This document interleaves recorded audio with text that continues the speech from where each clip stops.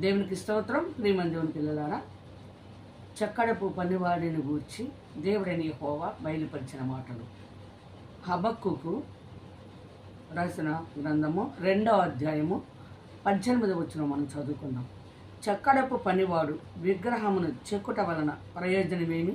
పనివాడు మూగబొమ్మను చేసి తాను రూపించిన దాని యందు నమ్మిక ఉంచుట వలన ప్రయోజనమేమి?